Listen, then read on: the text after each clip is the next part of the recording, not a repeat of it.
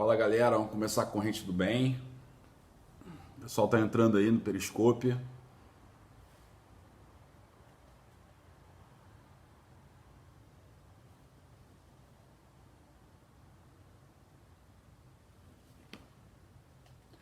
pessoal tá entrando aí, tô esperando o pessoal entrar pra gente começar a corrente do bem.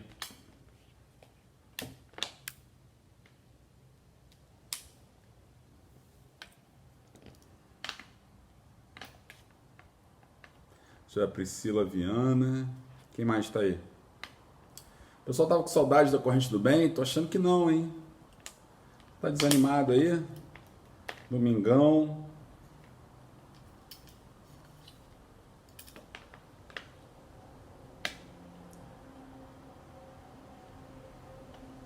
Ó nós aqui de novo. Olá, Isa, tudo bem?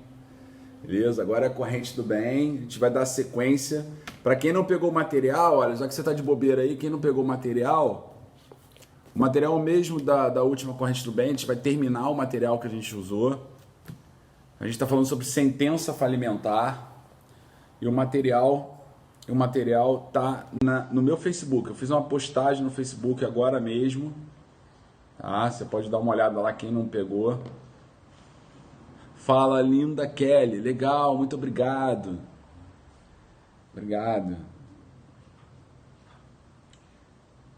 Eu vou recapitular aqui alguns pontos para você se lembrar da live. Quem está fazendo um caderno então já sabe, né?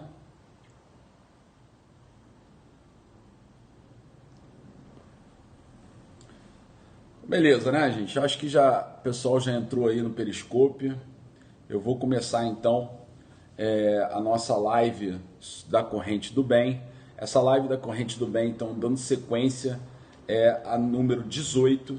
Nós já fizemos, então, 17 lives da Corrente do Bem.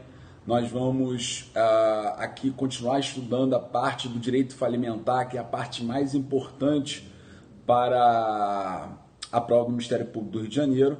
Então, nós vamos aqui ajudá-los a compreender como a banca pensa, como é o perfil do Ministério Público do Rio de Janeiro em relação à matéria mais importante, que provavelmente vai ser a questão da prova de empresarial do concurso do Ministério Público do Rio de Janeiro, tá bom? Então nós vamos dar continuidade então a essa corrente do bem, lembrando que o pessoal que está no Instagram, só para vocês saberem, tá publicado lá no meu Facebook. Tá publicado o link para vocês assistirem com o material, tá bom? Tem um material, então, para vocês assistirem. O tema da live é sentença falimentar. Eu já falei sobre a sentença no seu ponto de vista, que é uma decisão. Ela é uma decisão, mas é uma decisão que põe fim à primeira fase do processo falimentar. Então, eu disse que é uma verdadeira sentença. A gente trabalhou isso na live da corrente do bem anterior, que é uma verdadeira sentença. Nós trabalhamos que a sentença, sob o aspecto da natureza jurídica no processo civil, ela é uma sentença que tem natureza constitutiva, porque ela vai tornar o devedor falido. Claro, se for uma sentença que decreta falência, ela vai tornar então o devedor então falido. Ele só é falido, portanto, ele só vai ser considerado falido, quando nós temos então, peraí que, beleza, voltou. Deixa eu voltar aqui.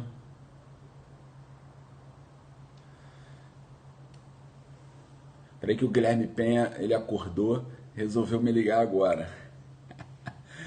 Aí cortou aqui a transmissão, não tem problema não, a gente vai continuar de novo aqui, tá? Então, olha, a sentença ela tem natureza, então, dentro do aspecto processual civil, ela tem natureza, então, constitutiva, ela não é declaratória, claro que tem uma carga declaratória, mas ela é constitutiva, né? Porque ela vai tornar o devedor, então, infalido, antes disso ele não é falido. E eu ensinei para vocês aquela controvérsia que existe no aspecto processual penal. Quer dizer, também tem uma discussão sobre a natureza jurídica. O Instagram caiu, mas já voltou. Foi o Guilherme. A culpa do Instagram cair foi o Guilherme que me ligou, mas eu já botei no modo avião, ele não vai me ligar mais, né? Então, depois eu falo com o Guilherme, primeiro vocês aqui. Então, olha, a natureza da sentença declaratória falimentar no seu aspecto processual penal, ela é objeto de controvérsia. Existem duas correntes, uma que aplica literalmente o que está escrito no artigo 180, dizendo que é uma condição objetiva de punibilidade. É sempre uma condição objetiva de punibilidade. Esse é o entendimento do Marcelo Polastri, um procurador de justiça que já fez parte da banca do Ministério Público por muitos anos.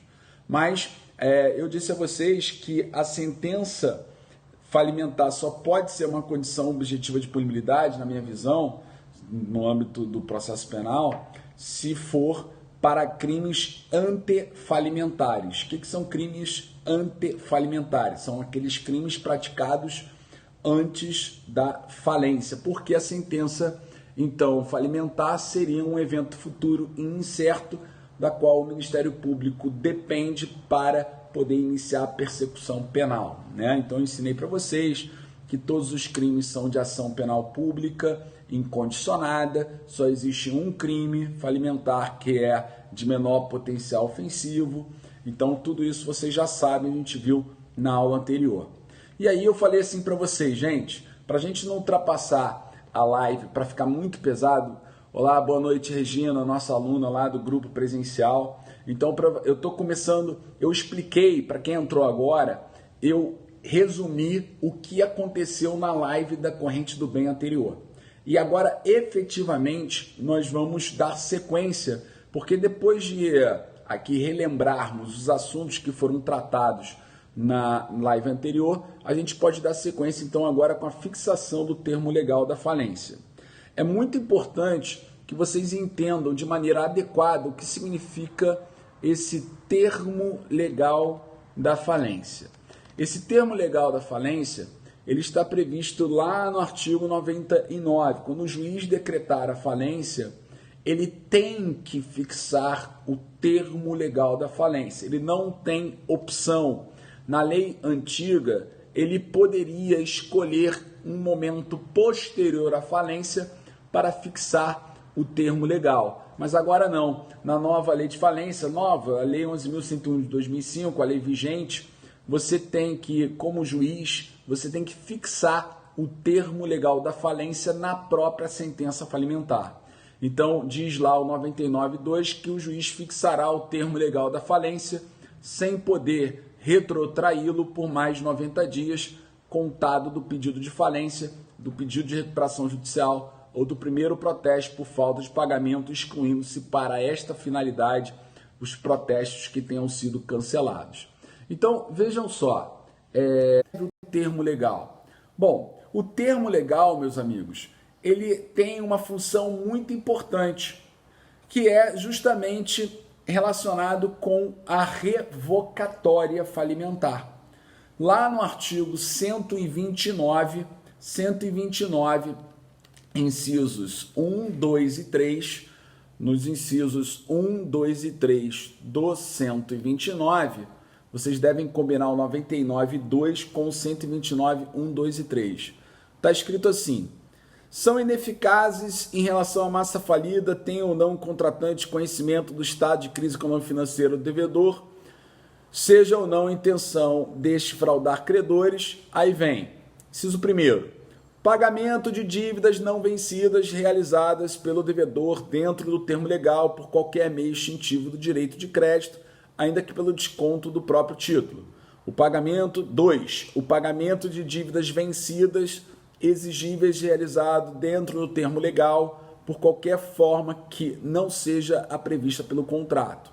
O inciso 3º, a constituição de direito real de garantia, inclusive a retenção dentro do termo legal, tratando-se de dívida contraída anteriormente, se os bens dados em hipoteca forem objetos de outras posteriores, a massa falida receberá a parte que devia caber ao credor da hipoteca revogada.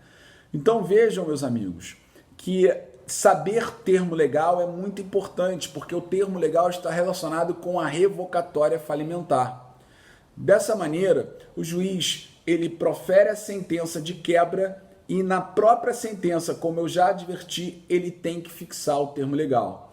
Ele vai determinar, portanto, o termo legal, e esse termo legal ele não pode retroagir por mais de 90 dias. Por isso que eu peguei o material de vocês, é muito importante você acompanhar pelo material, porque você pode observar que esse termo legal o juiz fixa com prazo de no máximo 90 dias contados da onde? Ou do pedido de falência, ou do pedido de recuperação judicial, ou do primeiro protesto por falta de pagamento ainda não levantado, né? Protesto ainda não levantado. Então eu coloquei no material para vocês um modelo de sentença. Então tem lá um modelo de sentença, então lá, isto posto, decreto hoje às 17 horas a falência de Tensor Engenharia S.A. E depois, logo no parágrafo seguinte, o juiz diz assim, fixo o termo legal da falência no 90º dia anterior ao primeiro protesto por falta de pagamento. Então o juiz faz isso, e aí a gente já sabe que esse período do termo legal, ele é importante porque está relacionado com a revocatória. Então, notem, o juiz decreta a falência, vocês estão vendo o material aí, e no material de vocês tem um exemplo. Tem um exemplo que eu fiz para vocês. Olha, tem lá no exemplo de vocês, tá assim, ó. Sentença falimentar no dia 18 de janeiro de 2018. Então, no dia 18 de janeiro de 2018, foi proferida uma sentença falimentar. Aí o juiz fixa o termo legal em 90 dias. Mas não são 90 dias que serão contados da sentença para trás. O período do termo legal, você não conta 90 dias da sentença de falência para trás, não é isso. O período é muito mais abrangente. Você vem da sentença para trás, vem, até que chega o momento que ele diz assim, primeiro protesto por falta de pagamento. Aí você conta desse primeiro protesto de falta de pagamento 90 dias para trás. Ah, mas e se o juiz fixar o termo legal no pedido de falência? Então você vai contar 90 dias do pedido de falência para trás. Só que o período do termo legal vem da sentença falimentar até, no máximo, 90 dias contados a partir do momento que ele fixou como termo legal. Então, geralmente, ele fixa no primeiro dia útil seguinte, ou primeiro protesto por falta de pagamento ainda não levantado, cujo protesto ainda não tenha sido cancelado. Então, no exemplo que vocês estão vendo, nesse exemplo que eu coloquei para vocês, vejam que o termo legal, ele vai ser fixado no primeiro protesto por falta de pagamento e vai ser contado, que eu coloquei ali 18 de janeiro de 2011.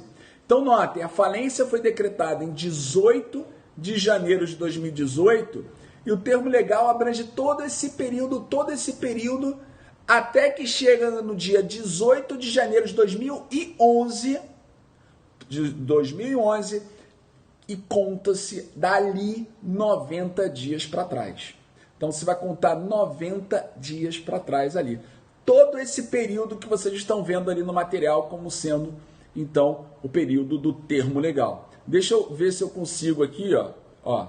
Vamos ver se eu consigo aqui. Vamos ver se não dá zebra aqui, ó. Olha aqui, ó. Para quem está sem o material, todo esse período aqui, ó. Todo esse período aqui é o termo legal. Então, a sentença foi aqui em 18 de janeiro de 2018. Só que o termo legal, você não conta da sentença 90 dias para trás. Você vai contar todo esse período aqui. Quando chegou em janeiro de 2011, que é o primeiro protesto de falta de pagamento, daqui você conta 90 dias para trás. Então é todo esse período do termo legal e todo esse período aqui está abrangido pelo 129, 1, 2 e 3 que nós, então, ensinamos. Tá bom? Então vejam vocês... Conseguiram ver aí o pessoal do Instagram? Não sei se o pessoal do Instagram conseguiu ver, tá? Mas basicamente é esse o cenário que a gente tem aqui, né? Então, do termo legal, você conta 90 dias para trás. Bom, agora vejam vocês o seguinte. Tá, eu já sei o que é o termo legal. que é um período fixado pelo juiz na sentença que tem relação com alguns fatos que estão no 129. O 129, 1, 2 e 3. Então, eu vou lembrar aqui para vocês, eu li para vocês assim, o 129, 1 é aquele pagamento de dívida ainda não vencido dentro do termo legal. O falido, dentro do termo legal, pagou dívidas ainda não vencidas. Mesmo que tenha um desconto, esse pagamento é ineficaz em relação à massa falida. É ineficaz, independentemente da prova da fraude ou do dano, conforme descreve o caput do 129.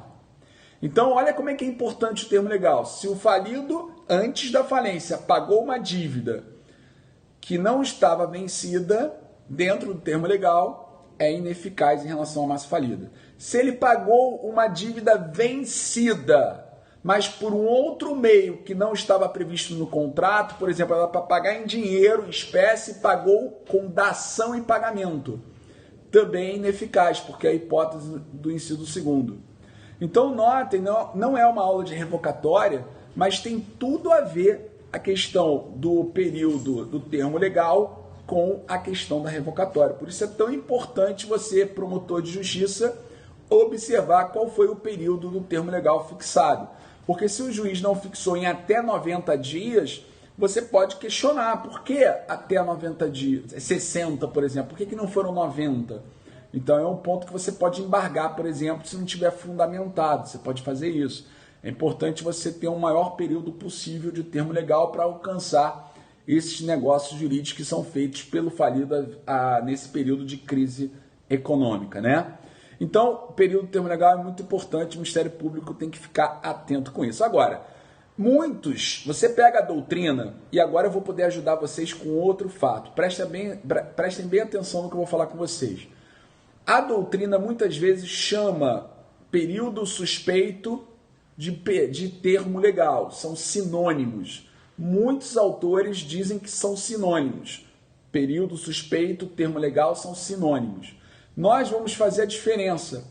O termo legal nós vamos tratar apenas para o 129, 1, 2 e 3. E o período suspeito vocês vão trabalhar apenas com o inciso 4º e inciso 5º. Então, inciso 4º, inciso 5º, inciso 4º, inciso 5º do 129. Então, lá no 129, vocês irão lembrar, no 129, que os 3 primeiros incisos são termo legal e o inciso 4º e o inciso 5º, período suspeito. Período suspeito, por exemplo, o juiz não fixa na sentença. Quando o juiz profere a sentença, o juiz não fala assim, fixa o período suspeito. Ele não faz. Porque o período suspeito está determinado no inciso 4º e inciso 5º do 129, que é a renúncia à herança ou legado ou a prática de ato a título gratuito. E vejam que o 129, 4 e 5, eles mencionam um prazo de 2 anos contados da sentença. Quando você compara o período suspeito com o termo legal, você vê o termo legal 90 dias, período suspeito 2 anos, parece que o período suspeito é maior, mais abrangente do que o prazo do termo legal. E não é verdade. É muito relativo isso, você tem que ver o caso concreto. Porque o período suspeito, apesar de ser 2 anos, você conta da sentença falimentar para trás. O período suspeito você vai contar da sentença falimentar para trás. Enquanto que o termo legal você conta não da sentença, vem da sentença, mas não começa a contar os 90 dias da sentença, começa a contar ou do primeiro protesto por falta de pagamento, ou se ele tiver fixado no pedido de falência ou recuperação judicial. Então o período suspeito é mais abrangente, ou o termo legal. Nessa comparação, o termo legal é mais abrangente. Agora, o período suspeito, então, o prazo de 2 anos, eu coloquei no material também de vocês, tá? Quem está assistindo, então, eu vou colocar aqui mais uma vez, olha aqui, ó, para quem está assistindo, ó, pelo Instagram, o período suspeito, a sentença falimentar está aqui, o período suspeito é isso aqui, ó, menos abrangente, que é o termo legal Ó, o termo legal vem da sentença até o primeiro protesto de falta de pagamento, porque foi o exemplo que eu usei, né? Daqui para cá, 90 dias. E o período suspeito é isso aqui, ó. 2 anos para trás da sentença. Então vocês podem perceber que o período suspeito, ato a título gratuito ou renúncia à herança ou legado, vai ser atingido também quando for nesse prazo de 2 anos. Agora, uma dica importante para vocês. Quando existe a prática de um ato a título gratuito, mas 3 anos antes da sentença falimentar, não está compreendido no 129, naquele período suspeito. Se você está falando de 3 anos antes da sentença, não está dentro dos 2 anos. Então não dá para você usar a possibilidade da revocatória do 129. Então, por exemplo, ó, a prática de atos a título gratuito é o inciso 4º. Ele fala, prática de atos a título gratuito desde 2 anos antes da decretação da falência. Se forem 3 anos, não pode usar esse inciso. Aí você vai para o 130 e a revocatória do 130 você precisa da prova da fraude, do dano e precisa promover a ação revocatória. Bom, eu acho que esse tema então ficou bem compreendido pelos senhores, a questão do termo legal. Vamos agora dar sequência para os outros conteúdos da sentença para a gente terminar o material e responder a questão aqui que nós propusemos. Fala, Marcelo, tá de férias, né? O assessor que tira mais férias do que todos os promotores juntos. Fala, Marcelão, saudade de você, aproveita suas férias aí que você trabalha muito, meu amigo. Então, ó, nomeação do administrador judicial. Esse é também um ponto da sentença falimentar. A gente está analisando agora os incisos do 99. Então, o juiz decretou a falência, além de fixar o termo legal, ele vai nomear o administrador judicial. Ele também vai determinar ao falido que apresente em 5 dias, sob pena de crime de desobediência, a sua lista de credores. O falido vai apresentar ao juiz, em até 5 dias, sob pena de crime de desobediência, a sua lista com os credores. Ele vai dizer quem são os credores que ele possui e qual é o crédito que eles têm a receber, qual é o valor, qual é a classificação do crédito. Essa lista é muito importante porque, ao receber essa lista, o parágrafo único 99 diz que o juiz vai publicar então essa lista num edital, dizendo aos credores que eles terão 15 dias para habilitar seus créditos ou apresentarem divergências para o administrador judicial. Então esse é um ponto muito importante, porque assim que o falido apresentar a lista dele, o juiz vai publicar então um edital e os credores terão 15 dias para divergências ou habilitações de crédito que serão apresentadas ao administrador judicial. O juiz vai também determinar a suspensão das ações e execuções. A sentença falimentar, ela promove, então, a suspensão das ações e execuções que tramitam em face do falido. Agora, tem algumas ações que não são suspensas. Por exemplo, a execução fiscal não é suspensa. A ação que demanda quantia ilíquida é um outro exemplo. A ação que demanda quantia ilíquida, que, por exemplo, uma ação de indenização por danos morais, que não foi julgada ainda, é uma ação que demanda quantia ilíquida, ela não é suspensa.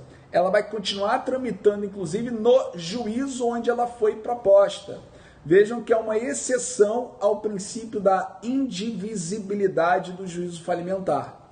Então vejam que aquela ação que foi proposta anteriormente à falência, que demanda quantia ilíquida, ela continua tramitando onde ela foi ajuizada, ela não é suspensa se ainda não estiver delimitado o crédito. Aí, quando o crédito ficar delimitado, ele vai ser habilitado na falência. Você não vai fazer o cumprimento de sentença porque está falido. Então, olha, eu tenho uma ação de indenização por danos morais em curso, ainda não foi julgada. O réu faliu.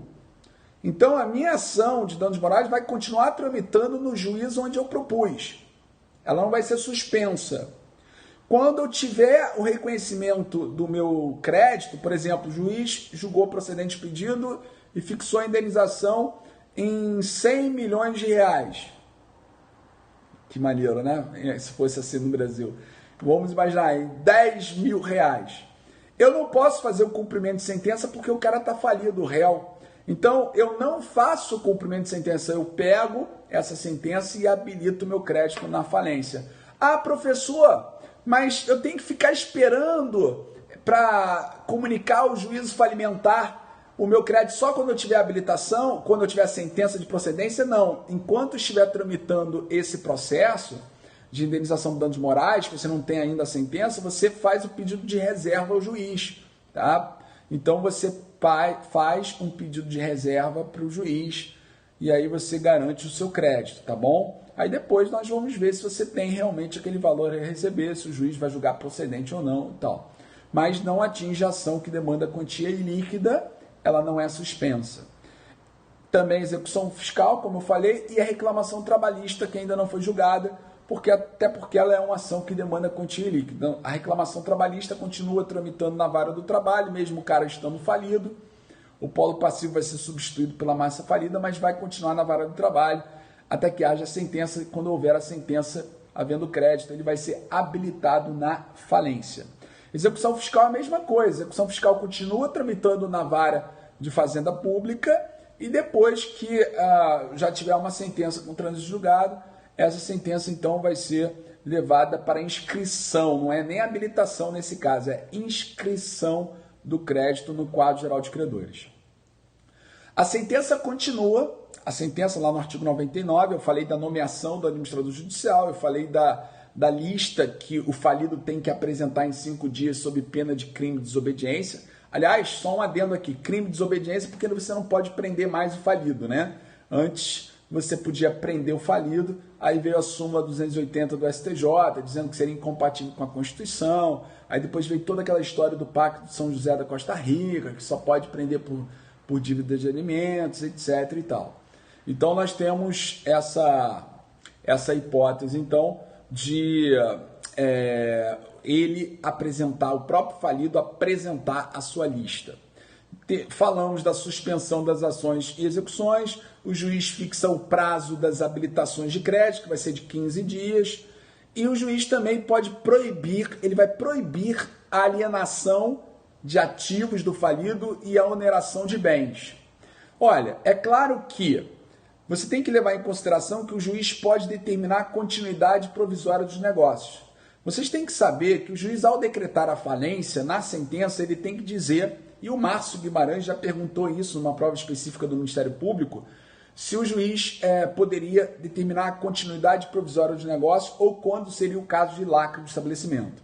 Olha, geralmente o juiz ele irá determinar o lacre do estabelecimento, mas ele tem a possibilidade também de determinar a continuidade provisória dos negócios. É interessante porque a lei antiga não autorizava o juiz a determinar a continuidade provisória dos negócios. Isso dependeria de um requerimento do próprio falido. Então, na lei antiga, era o falido que pedia a continuação provisória dos seus negócios. Hoje não. Hoje é o juiz que tem a possibilidade de dizer se vai continuar os negócios ou se ele vai determinar o lacre. Geralmente ele lacra o estabelecimento, mas vocês podem levar em consideração o parâmetro do juiz, está lá no 109 da Lei de Falências. Então, quando vocês forem no 109, está escrito assim, ó, estabelecimento será lacrado sempre que houver risco para a execução da etapa de arrecadação ou para a preservação dos bens da massa falida ou dos interesses dos credores. Então, veja, quando o Márcio Guimarães perguntou isso, a posição do Márcio Guimarães, que é o examinador do MP do Rio de Janeiro, é no sentido de que o juiz tem liberdade para decidir se vai continuar ou se vai determinar o lacre. Ele tem que observar o que for melhor para a maximização dos ativos do falido. Se for melhor para a maximização dos ativos do falido a continuidade dos negócios, o juiz, então, assim vai determinar. Só que você tem que ter muito cuidado. Por exemplo, se o falido ele tinha um estabelecimento empresarial numa loja de shopping center para vender roupas, o aluguel de um shopping é muito caro. provavelmente não haverá como ele determinar a continuidade dos negócios aí, não vai maximizar os ativos do falido. Pelo contrário, é muito melhor você estancar desde logo, acabar, resolver esse contrato de locação para você não ter mais dívida de aluguel com o shopping center. Então, não é um exemplo muito bom para você determinar a continuidade do negócio se você tiver, por exemplo, então, um falido que vendia roupas com uma loja, um estabelecimento no shopping center. Não é o melhor exemplo. Aí provavelmente será o lacre do estabelecimento para você estancar a dívida, né? Então, o lacre do estabelecimento, quando for melhor para a maximização dos ativos ou quando houver risco para a etapa de arrecadação. Se houver risco para a etapa de arrecadação dos bens, então é importante vocês considerarem ali o lacre do estabelecimento. A continuidade continua sendo uma exceção, mas pode acontecer. Às vezes, por exemplo, ele estava vendendo alguns bens e esses bens eles estavam em fase já final de construção. Quer dizer, o falido, antes da falência ser decretada, ele vendia um determinado equipamento e esse equipamento ele já tinha sido, então, concluído, algumas negociações já tinham sido concluídas com pessoas interessadas na compra, então ele estava já em fase final de conclusão desse equipamento. Se ele não terminar, ele não vai vender. Então o juiz pode pensar assim, bom, eu vou determinar a continuidade dos negócios, porque eu já tenho pessoas interessadas na compra desse equipamento, ou essas pessoas já pagaram, e falta muito pouco para eu concluir e receber a parte do pagamento ou todo o pagamento ainda pelo interessado. Então ele está pensando assim, o que maximiza os ativos do falido? Bom, eu tenho um equipamento que está praticamente construído, e se eu determino a continuidade dos negócios, entrego esse equipamento, vai entrar dinheiro para a massa. Se eu não entregar, é mais um credor para onerar a massa. Então, se eu tenho a possibilidade de entregar, de concluir, o juiz decreta a falência, determina a continuidade provisória dos negócios e diz ao administrador judicial para tomar as iniciativas para concluir esses equipamentos e entregar aos seus interessados, fazendo com que recursos entrem, então, nos ativos dessa massa falida. Então, o juiz tem que pensar dessa maneira. Vai ter risco para a etapa de arrecadação? Vai ser melhor para a maximização dos ativos? O Márcio, ele apenas entende que você tem que ter o cuidado de observar o princípio da maximização dos ativos do falido, tá bom? Então você tem que tomar cuidado aí com esse cenário. Bom, tem uma outra parte da sentença que no Rio de Janeiro, principalmente na capital, é impossível de ser concretizada, que é a prisão preventiva do falido.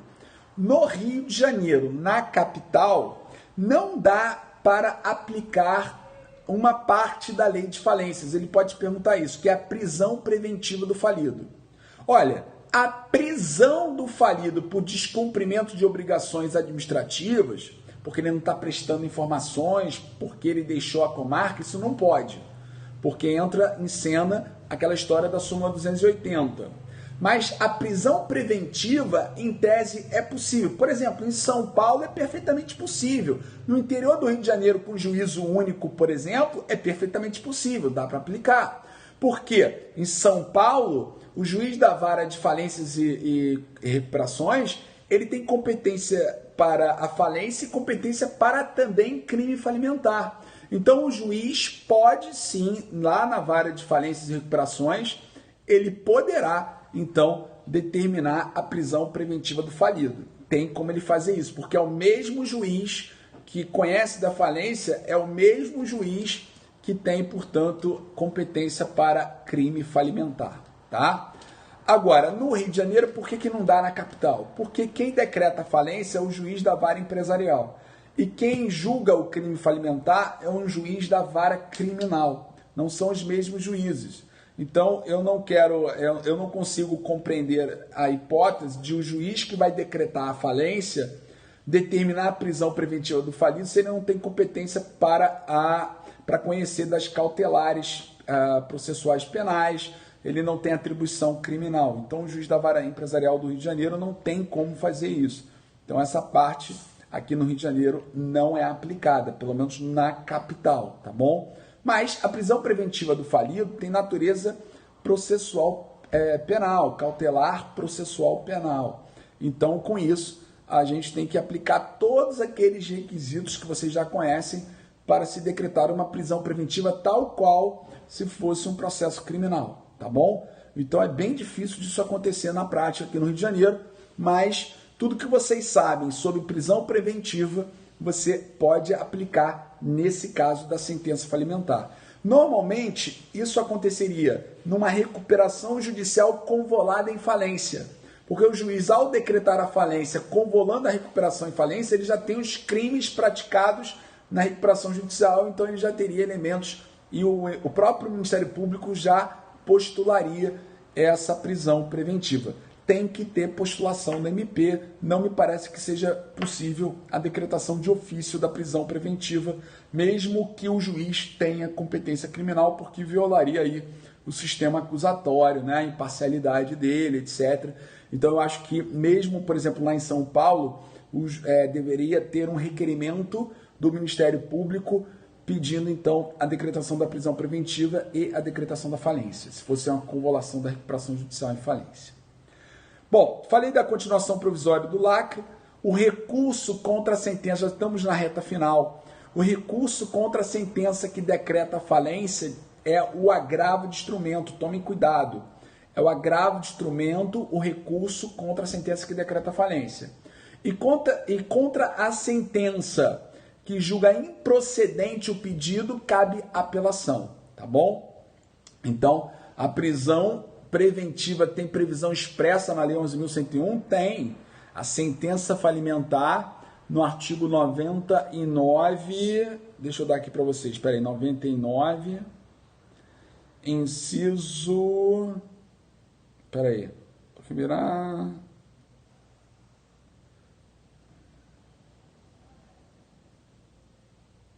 Peraí que eu estou procurando. Ah, tá aqui, achei. Inciso 7º. 99, inciso 7º. Sentença de falência, o juiz determinará as diligências necessárias para salvaguardar os interesses das partes envolvidas, podendo ordenar a prisão preventiva do falido ou dos seus administradores, quando requerida com fundamento em provas da prática de crime definido nessa lei. Tá vendo? A própria norma fala quando requerida, então não pode ser prisão de ofício, como não poderia mesmo, seria um absurdo. Bom, então a sentença desafia agravo de instrumento, se for, portanto, uma sentença que decreta falência. Se julgar improcedente, cabe apelação. A sentença denegatória tem um detalhezinho que eu coloquei no material para vocês. Denegou a falência, julgou improcedente o pedido falimentar. Se você julga improcedente o pedido falimentar, o juiz ainda analisa se a falência foi requerida com dolo, com o objetivo de causar dano ao falido. Então, se o juiz ele julga improcedente o pedido falimentar, ele tem que analisar se o autor do requerimento de falência agiu com dolo, com o objetivo de causar danos ao falido, ou melhor, ao réu, né? Porque não é falido porque foi improcedente. Mas é isso, ele pode então fixar uma indenização na própria sentença que julgar improcedente o pedido, tá bom? Então tem isso, já sabemos. Vamos fazer então o caso concreto que eu deixei. Vocês tiveram tempo suficiente para responder. Eu vou colocar então aqui para vocês agora a resposta do caso concreto da aula, porque toda a nossa aula da corrente do bem, como vocês bem sabem, tem um caso concreto para a gente identificar aí como é que seria uma possível questão aqui interessante para essa nossa aula. A questão é possível obter recuperação judicial após ter sido deferida concordata suspensiva? Eu posso obter uma recuperação judicial após ter sido deferida concordata suspensiva? E aí? Então a gente vai fazer exatamente isso, né? Vamos aqui analisar se pode ter, nesse caso, uma recuperação judicial se já tem uma concordata suspensiva. Para quem não se lembra, a lei antiga, de falências trazia o Instituto da Concordata. E a concordata poderia ser preventiva ou suspensiva. Preventiva antes da falência, suspensiva depois da falência decretada. A concordata suspensiva, ela era decretada após a falência. Então você tinha a falência decretada e você ainda poderia pedir uma concordata suspensiva para suspender os efeitos da falência. Tá? Então, a ideia é justamente trabalhar com esse cenário. Eu sou um concordatário, uma concordata é suspensiva, e eu quero agora migrar para uma recuperação. Posso? Eu que estou em concordata suspensiva, posso pedir a minha recuperação? O que vocês acham?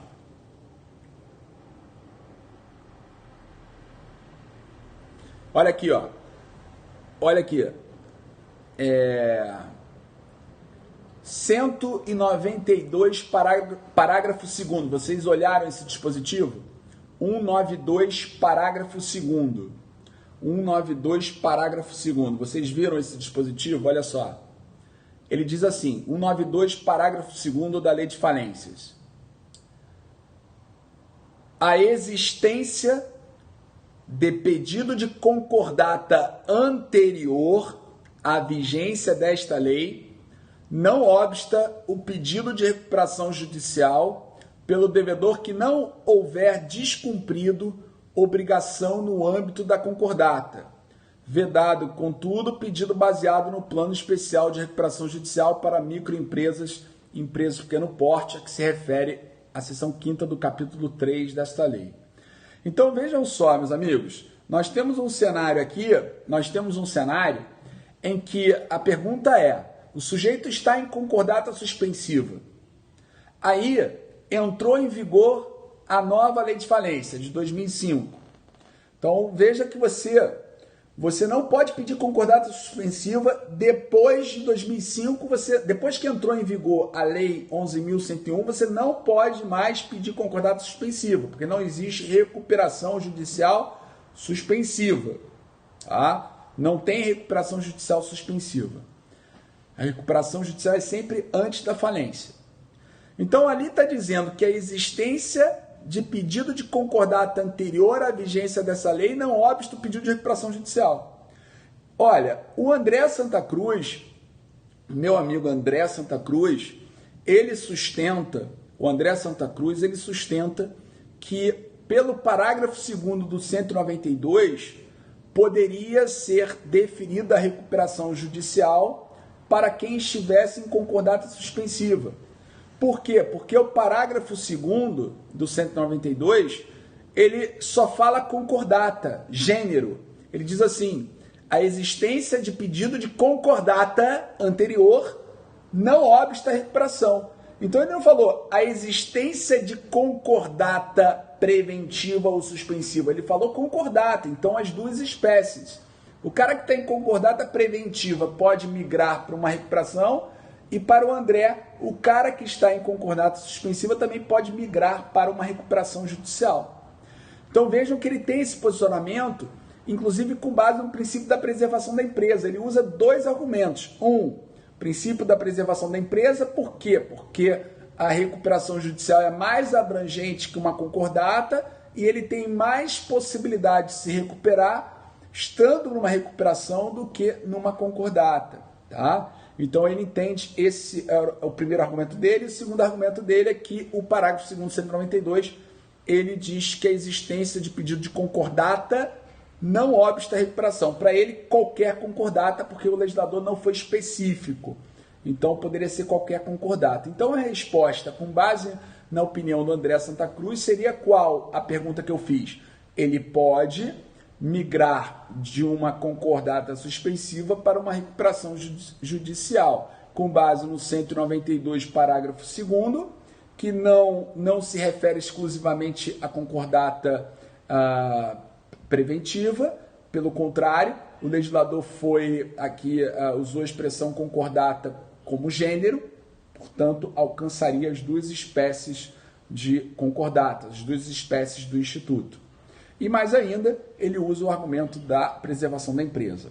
Olha, fiquem atentos porque depois disso tudo eu vou fazer a resposta com vocês, tá? Porque eu acho que existe uma deficiência em você conseguir fazer isso em 10 linhas. Então, olha, primeira corrente, então, do André Santa Cruz. Como seria a segunda corrente? Posso migrar de uma concordata suspensiva para uma recuperação judicial? Bom, a segunda corrente vai ser contrária à orientação do André. E é o que eu penso. Eu não concordo com o André. Bom, eu sou amigo do André, eu sou, enfim, um cara que gosta muito, eu indico muito o livro do André, mas é óbvio, eles têm opiniões que são divergentes, não abalem nada a amizade.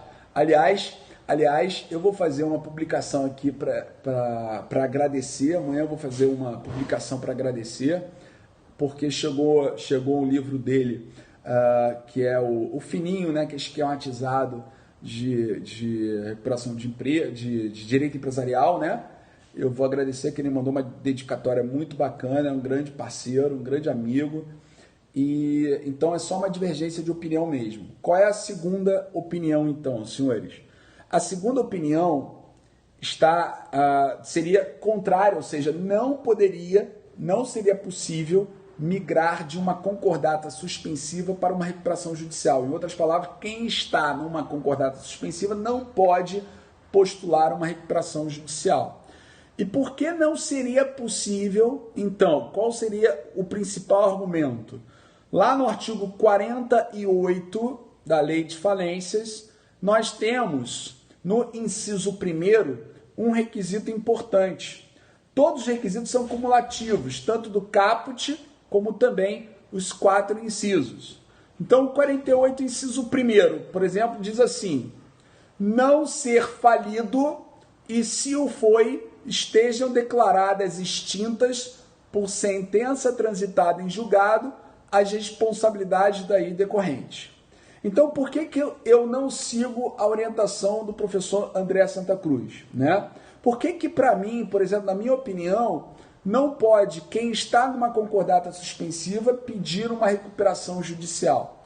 Não pode, meus amigos, porque ele não cumpre o requisito do artigo 48, inciso 1º. Ah, mas professor, o 48, inciso 1º diz que ele não pode ser falido. E ele não está falido, professor, ele está em concordata suspensiva. Os efeitos da falência estão suspensos. Ok, mas continua lendo o inciso 1º. Ele diz assim: não ser falido, e se o foi, estejam declaradas extintas por sentença transitada em julgado as responsabilidades daí decorrentes.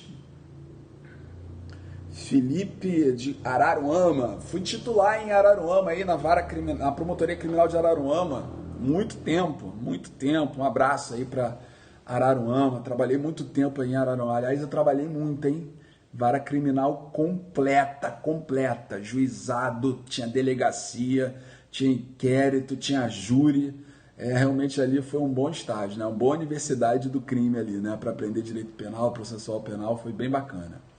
Bom, mas olha só, e trabalhava com o Leandro Navega, beleza, grande promotor, Navega lá em tutela coletiva, eu em criminal, né? Beleza.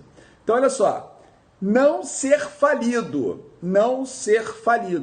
e se o foi, estejam declaradas extintas por sentença transitada em julgado. Então, o cara que estava em concordata suspensiva, tudo bem, os efeitos da falência estão suspensos, mas você há de convir que ele não está reabilitado, porque o 48, inciso 1º, diz que se ele já tiver sido falido, ele só pode pedir recuperação judicial se ele estiver reabilitado. Sentença de extinção das obrigações transitada em julgado. E ele não tem, ele está em concordata suspensivo, os efeitos da falência que estão suspensos é a quebra está suspensa. Mas ele ainda tem as obrigações remanescentes. Tanto que se ele não cumprir a concordata suspensiva, o que acontece? Voltam os efeitos da falência. Então, o cara em concordata suspensiva não pode pedir recuperação judicial. E essa é, portanto, a opinião da banca do Ministério Público do Rio de Janeiro. Perfeito? Mas, olha só, sabe o que é legal? Hoje eu fiz uma live para apresentar o grupo de estudos online, né? O grupo de estudos online que a gente vai fazer, eu e o Guilherme Penha, tá? Então, nesse grupo de estudos online, a gente vai facilitar muito a vida de vocês, porque nós identificamos uma dificuldade para vocês aplicarem o que vocês estudaram para poder colocar no papel. E eu vi isso lá na Adverum, que agora eu estou lá fazendo a correção, estou na turma 2, junto com o Guilherme e o Antônio José, da Adverum, e a gente está fazendo as questões e corrigindo. Então a gente já está no segundo simulado. O primeiro simulado a gente fez, eu coloquei as questões de processo civil, direito civil e direito empresarial. Então eu coloquei, por exemplo, em processo civil eu coloquei aliás, tutela coletiva também. Processo civil, eu perguntei a respeito da possibilidade de você inverter o ônus da prova nas ações ambientais. E eu coloquei isso de propósito, porque o examinador tem uma posição pessoal, o Robson, ele tem uma posição pessoal sobre isso, e o STJ e a doutrina majoritária entendem que é possível, mas ele faz críticas. E eu fui corrigir essas questões. E eu vi que os alunos, eles têm uma tendência a dizer assim, bom, o STJ pensa assim, perfeito, o STJ aceita a inversão do ônus da prova e tal. Mas, em nenhum momento, eles citaram o posicionamento do próprio examinador, as críticas que o cara deixou no texto para você usar. Você coloca esse texto ali, cara, você lê esse texto, você pega os argumentos dele, pronto. Por exemplo, ele faz uma crítica, ele fala, olha, o STJ admitiu, mas eu tenho algumas reservas a essa decisão. A utilização de princípios, de muitos princípios, banalizando os princípios. Você cria uma insegurança jurídica pela ausência de previsibilidade, não tem previsão para as partes. Você não tem integração das partes, porque se o juiz for fazer, tudo bem, mas que ele traga as partes para que essa seja uma decisão conjunta, integrada às partes. Ele fala isso, ninguém falou. Ninguém falou, né, a respeito dessas posições, é uma própria crítica a uma possível violação da imparcialidade do juiz, né, porque o juiz se coloca como se fosse um super-herói. Cara, tinha muita coisa para falar, entendeu? Tinha muita coisa bacana para falar. E dava para falar em 10 linhas tranquilamente, mas o pessoal focou muito o STJ, a doutrina majoritária. E é prova do MP, cara, do Rio de Janeiro, essas provas subjetivas, vocês têm banca própria.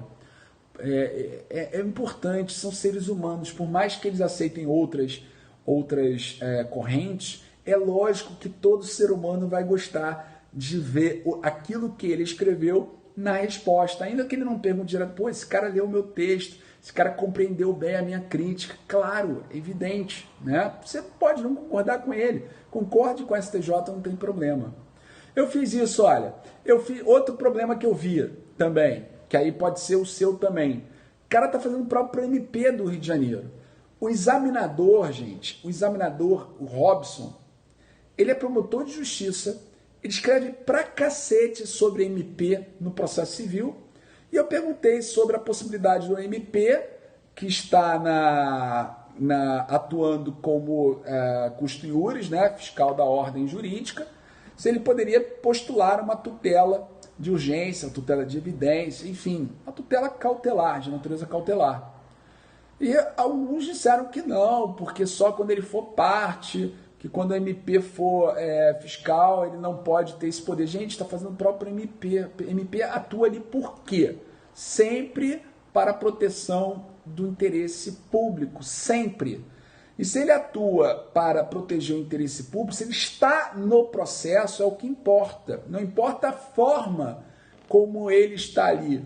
se é porque ele é parte ou porque ele é fiscal da ordem jurídica. O que importa é que ele vai proteger o interesse público, ele tem que se utilizar dos instrumentos processuais que estão disponíveis, que sejam compatíveis com a proteção desse interesse público. Então, teve gente que sustentou que não poderia. Cara, não pode. Ele tem texto, inclusive, sobre isso, cara. Ele tem também texto sobre isso. Ele fala, não faz diferença, ele fala isso. E eu achei até que era uma questão mais assim, mãezona, né? Até fiquei na dúvida, bota ou não coloca e tal, mas coloquei. E isso foi se sucedendo, né? Tutela coletiva, as perguntas que eu coloquei, né? Se poderia ser reconhecida a prescrição nas ações coletivas. As pessoas responderam como se fosse individual, de processo individual. Não pode. Ah, fiz a diferença entre prescrição e decadência. Não respondeu, né? Outra questão, de empresarial, para ficar fechar esse assunto com empresarial. Eu perguntei se era possível adotar soluções extrajudiciais de litígios, como mediação ou uma hipótese de conciliação nas recuperações judiciais. Aí você tinha que dizer que o MP já fez isso. O MP tem parecer no caso da Oi, que é do próprio examinador, dizendo que é possível, que inclusive tem que estar compatibilizado com o sistema do novo CPC, com a lei de mediação, com o estímulo à atividade econômica e a solução e prevenção de litígios, a questão que está de acordo também com a própria preservação da empresa, porque você vai eliminar litígios, desde que não haja violação do princípio da paridade, do princípio do par condício creditório, perfeito. Não tem vedação expressa. Mas aí, cara, ninguém foi. Como é que você não conhece esse tipo de atuação do MP? São pontos, gente, processo penal, e outras tantas matérias. É difícil, você tem que somar pontos. Então, se você conhece isso, mesmo não dominando, cara, você ganha pontos preciosos para somar 50. Então, no grupo de estudos online, Nicole, a gente vai te orientar com o perfil da banca. Então, a gente vai fazer isso exatamente como a gente faz no presencial, a gente faz isso. Eles passaram já a primeira aula do presencial do grupo de estudos de direito empresarial, primeira aula que foi terça-feira passada, a gente passou a aula inteira com casos concretos, dizendo qual era a posição da banca, como eles tinham que escrever, que tem umas palavrinhas mágicas que tem que aparecer na hora da prova. E foi, cara, foi muito legal. Discussões que eles não conheciam e que passaram a conhecer com o posicionamento não só da MP do RJ, mas também da própria banca. Então vocês amanhã vão ter acesso ao grupo de estudos online, tá? Vai abrir às 9 horas da manhã lá na página do Saber Mais Direito. Vai abrir amanhã, 9 horas da manhã. Os 50 primeiros vão ter um desconto maravilhoso.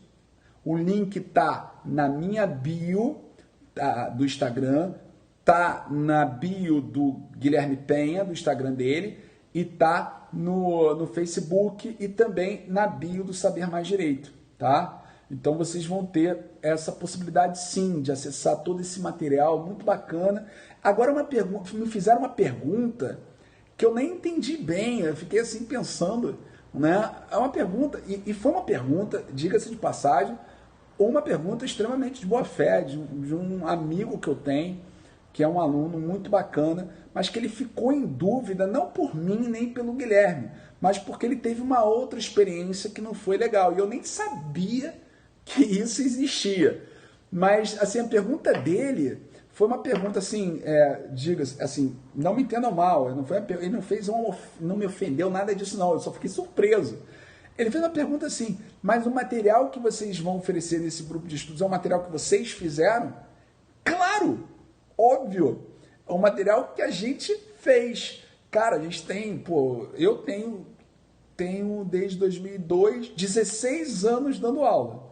16 anos dando aula. Então eu já tenho um material considerável. Então o que eu vou fazer para vocês é óbvio que é um material teórico, feito por mim, da minha autoria, como não poderia ser diferente, com textos da banca, com os artigos da banca, com parte teórica, com solução de casos concretos e a jurisprudência mais importante, sempre para cada aula. É tudo muito organizado. Aula 1, os temas são esses, os casos são esses, as jurisprudências são essas, as discussões e as posições da banca estão aqui.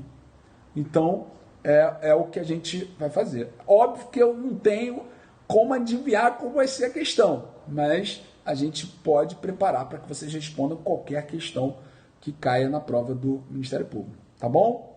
Então, galera, eu abro aqui para vocês, se vocês querem fazer alguma pergunta da live do bem hoje, da corrente do bem, dessa discussão. Eu vi, perguntaram assim, concordata preventiva, se eu estivesse em concordata preventiva, eu poderia migrar para uma recuperação judicial? Se você preencher os requisitos do artigo 48, caput, incisos 1, 2, 3 e 4, sim, nenhum problema.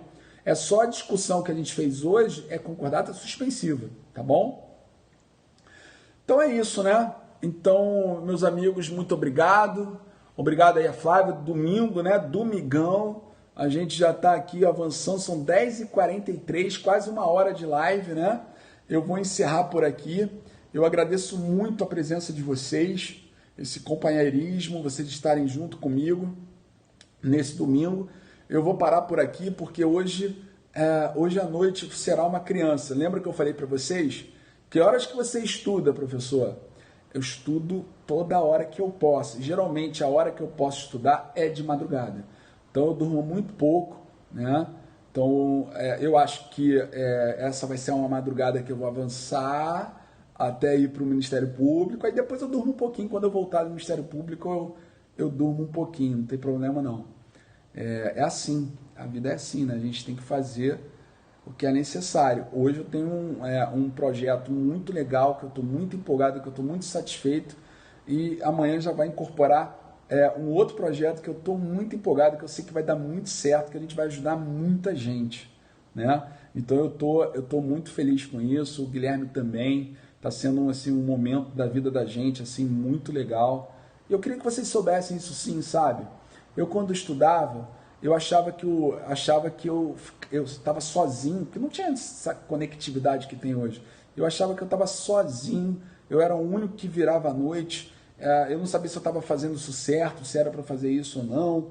Eu já tinha 2 filhos, então eu não sabia, poxa, eu tenho pouco tempo de estudo. Eu não tinha uma pessoa para falar isso, né? Uma pessoa que já tinha passado no concurso, passado por experiências que vocês estão passando hoje. Então eu falo mesmo, assim, e eu não falo isso porque com a intenção de você achar que cara, eu sou o dono da verdade. Não, acho que vocês já devem me conhecer o suficiente para que eu não tenho essa vaidade, eu só compartilho o que funcionou comigo e claro, se você tiver uma outra metodologia, tá bom? Vou terminar por aqui agora porque o Instagram vai cair.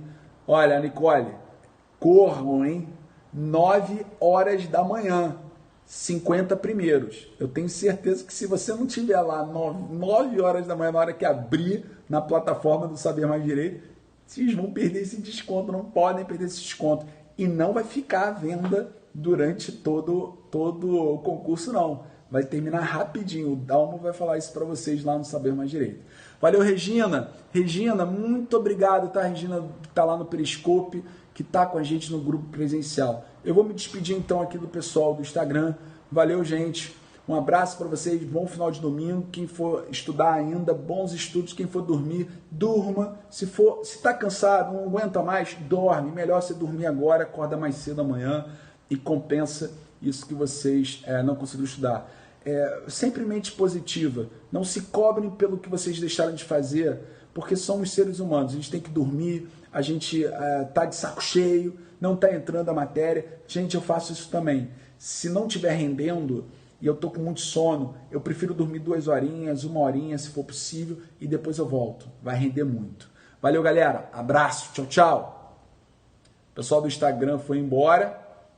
A nossa live da Corrente do Bem. Estou com vocês agora exclusivo aqui no Periscope. Valeu, prof. Valeu, Fernanda. Então, assim, eu tô vendo aí que tem um pessoal, né, do grupo de estudos presencial. Galera, terça-feira de manhã e terça-feira de noite, se preparem, porque eu vou destruir vocês, cara. Eu vou destruir no bom sentido. Amanhã vocês vão receber, do grupo de estudos presencial, vocês vão receber o extrato da aula anterior, tá? Que contém os assuntos que foram tratados para que vocês tenham eles, né, organizados. Vocês já têm os áudios, né? Mas eu vou dar o extrato para vocês daquelas discussões que nós tivemos em sala de aula, para que vocês tenham tudo bem organizado e vão receber um material também, né?